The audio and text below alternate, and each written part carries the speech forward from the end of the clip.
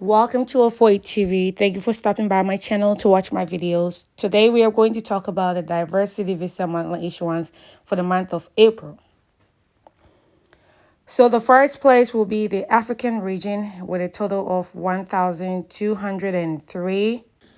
We have the usual embassies that are performing high, as they've, proven to us so far.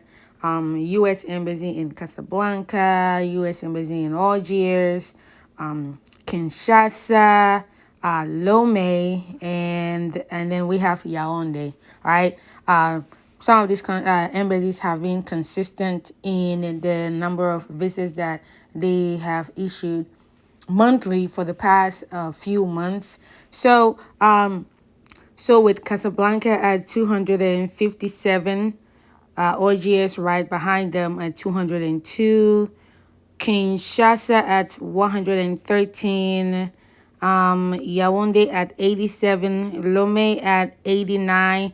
So yeah, we have three outliers, and then the rest will all be below 100. So we hope that a lot of the embassies in Africa will step up and produce more. Because like the U.S. Embassy 18 is really a little ridiculous. Looking at the number of people who were selected in Ghana, over 3,000, and to do 18 when we are almost to the end of the journey. The same goes for Dakar, Jerusalem, Liberia, Djibouti, Nairobi. We just want all of these embassies to step up. And the interesting thing about Nairobi is that Nairobi is serving multiple countries. So with 44, that is too low, because compare it to Togo. Togo is serving just one country, okay? And they are, making double of what Nairobi did. Meanwhile, Nairobi is serving multiple countries, like Uganda. So hopefully people who are going to Nairobi, most of you get your interview before the end of the fiscal year. All right. So let's look at the next step. Next step is the Asia region, and these are the embassies, U.S. embassies in the Asia region that issued diversity visas. Of course, we are seeing Kathmandu from Nepal, Kathmandu in Nepal, performing really well. They did well the previous month. And the interesting thing is that they, from the beginning of the fiscal year, 2022 fiscal year, they were just silent and not doing much. And we saw a lot of social media mentioning of this embassy, and people are getting concerned and worried. And all of a sudden, boom, they are just producing more and more and more, from the past few months. Kathmandu 646. They are the highest in the Asia region, and then the rest all fall below 100, or the rest all fall below 100. Seems like that is the only, like, the high performing embassy. And as a matter of fact, Kathmandu produced or issued more visas worldwide in the month of April. Okay. So we hope that the embassies like Abu Dhabi, Taipei, Amman, Baghdad, Bangkok, Colombo, Doha, Guangzhou, Ho Chi Minh City, Hong Kong, Islamabad, Jakarta, Jerusalem, of course, Kathmandu is here, Kuala Lumpur, Kuwait City, Manama, Mumbai, Muscat, Naha, Phnom Penh, Rangoon, Riyadh, Seoul, Singapore, Tokyo, and Ulaanbaatar. We hope that they increase their performance. Of course, we are going to include Kathmandu there, because there are a lot of people who are still waiting for their interviews, because we are almost to the end of the fiscal year, and a lot of families are worried and concerned. about whether they're going to get interviews or not. So we hope that all of these embassies will step up, increase their capacities to the level that they can manage, and attend to folks and their families who are really concerned. All right. So next up is the EU region or Europe region. As you can see, a lot of the embassies in the Europe region performed, with the largest being from Tashkent. And then the next one will be Warsaw in Poland. We have Chisinau, and we have, let me see, Tbilisi, Tirana. So they have a couple of embassies that really performed above 100, and then they have others who are below 100. They are really close to 100. All right, as compared to the Asia region that we saw previously, where in the previous slide, where a lot, like you have Kathmandu as the outlier, and then all of them are way below. They're below the 100 line, but then they're not even that close. So as you can see, a lot of the European region, the embassies that are located in Europe are really performing, pushing up, doing their best. An interesting thing to look here is that, of course, Kiev is now zero because of what the conflict that is going on there. So they had to move, reassign Ukrainians to Frankfurt, and so Frankfurt issued 42 visas. So that could include a lot of Ukrainians, and not all of the Ukrainians who left their country went to Germany. So a lot of them could be in Poland, which is also another place that is really performing high. So we hope that this reflection is across the board, okay? Not just Europe, but Africa too, Asia too, okay?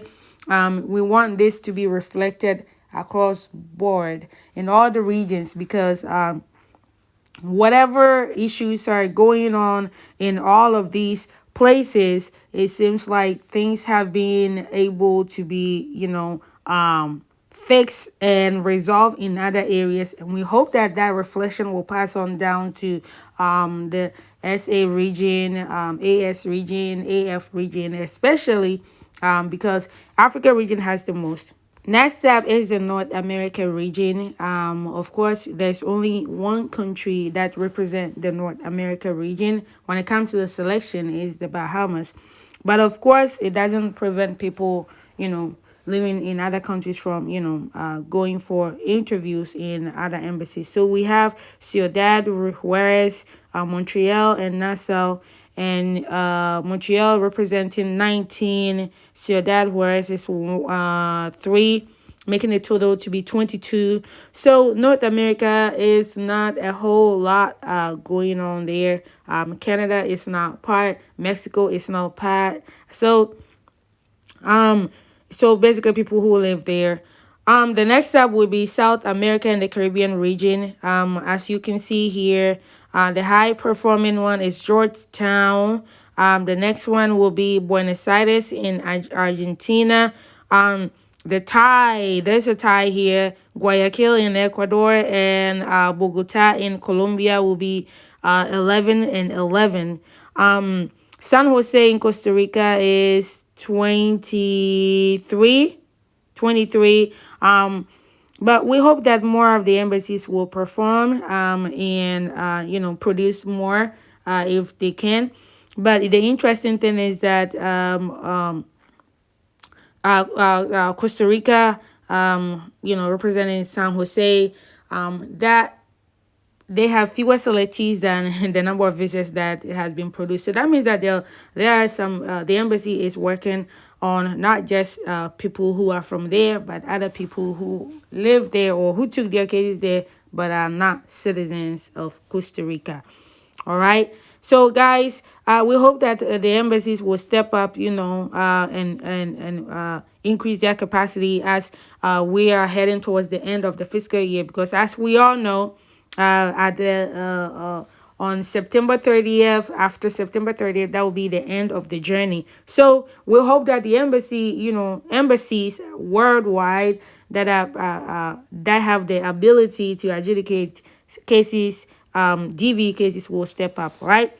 The next one is Oceania. So Oceania region, we have Auckland, Suva, and Sydney. All right. Suva has been consistent. Suva in Fiji has been consistent here, producing 63. Suva producing 63. Auckland 7, and Sydney 2. We hope that the embassies will step up, will increase their capacity as we approach the end of the fiscal year, because a lot of people are concerned. A lot of the cases are ready for interviews, but we're still seeing that the embassies are issuing fewer cases, accepting fewer cases. Meanwhile, a whole lot of cases are ready for interview. So we hope that as we approach the next upcoming months, the embassies will step up. And I was thinking about this like few days ago. It's like, what can the embassies do to kind of speed up the process, especially the regions that are not producing as much, or that are not interviewing as many, is request for documents ahead of time. So overall, the top 10 U.S. embassies that produce in alphabetical order will be Kathmandu, Tashkent, Casablanca, Warsaw, Algeria, Tirana, Kinshasa, Chisinau, Tbilisi, Riyadh, Lome. All right, and this represent 10%. The amount of visas these top 10 embassies issued represent 10% of the total visas that were issued in April, which is 2,226. All right, just in case you want the number of visas that were issued last month, in April, sorry, will be 4,516. So the top 10% did work over, about half. They produce about half of the total. All right. And so when you look at the number of visas that were issued in the month of April and compared to the number of visas that were issued in March, there was only an increase of 343, which represent just a mere 8%. All right. And the prediction has been that there's going to be more interviews, and this is not encouraging at all. So we hope that the embassies will, step up. When you look at the number, the top 10 embassies, Europe, take the bigger part of the pie. As 46%, Africa has the number for Africa is 36%. And then Asia region is 18%. So out of the top 10 embassies, Europe has the lion's share. And we hope that a lot of the embassies will perform. I cannot say this enough. And also the policymakers and stakeholders will pay attention to this, because a lot of the embassies, especially in Africa and Asia region, are always talking about limitations, whether it's COVID-19.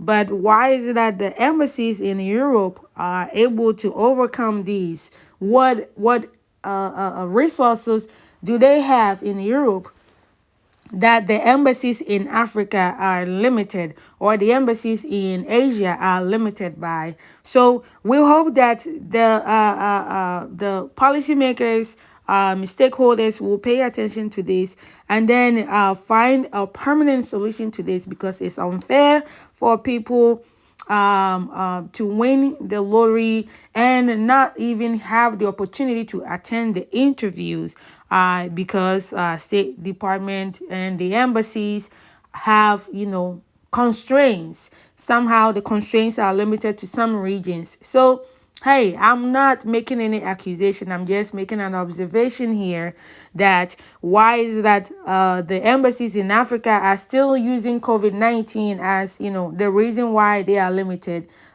in the number of cases they can take on. But somehow COVID-19 pandemic was worldwide, but somehow it's only we're seeing the effect in Asia region and Africa region, where we have a lot of the facilities coming from. All right. So we hope that the embassies will step up. State Department will pay attention to this, review their policies in how cases are adjudicated, how embassies perform. Because COVID is gone. COVID is almost out of the system, and so the embassies cannot keep using the same excuses year after year. Whilst other embassies are able to take in a new group of people, right? How other embassies are able to take in new group of people. Meanwhile, some embassies are dealing with just one group of people. Example would be the U.S. Embassy in Accra, Ghana. You're just dealing with Ghanaians. Not many people from outside of Ghana will transfer their cases there. But yet again, so far, the embassy has issued less than 200 DVs.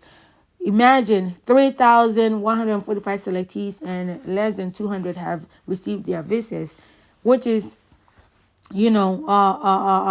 just this is just a shame. It's a shame. So we hope that whatever limitations that the embassies have been talking about, that we have limited resources, State Department will not keep them handicapped. Will give them the tools that they need in order to do their job, so that more people will have the opportunity to attend interviews.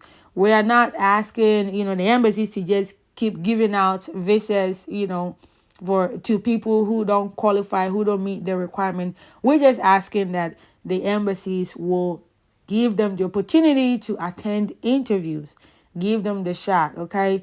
But guys, this is where I'll end this discussion. I don't know what this will do for you, but I hope that you guys, it gives you some perspective of what is happening. We're just hoping, hanging on to hope that, more cases will be adjudicated before the end of the fiscal year. So guys, in the meantime, have your documents ready, have everything ready, so that in case, when you get scheduled, you have everything ready. You are not scrambling to get all the necessary documents that you need to go for your interview, so that, many of, all the facilities will get interviews. Okay. Because when you go for an interview without bringing all the necessary documents, then you you have to go back to the embassy again. Instead of your case being completed and done with, the embassy has to, deal with you again, whether taking in extra documents or requesting for another interview. So let's try to make things easier on ourselves, make things easier for everyone, and make things easier for the embassy, so that they can, work harder and process more cases. All right. But guys, if this is your first time here, please subscribe. If you've been coming here and you have never subscribed, please hit the subscribe button. You can join my Facebook groups, Greek and Ludwig Africa, Greek and Ludwig Ghana, moving to America /Wofoi TV. Follow me, Wofoi TV, on Facebook, Twitter, Instagram. I love you guys, and I'll see you on my next video. Bye-bye.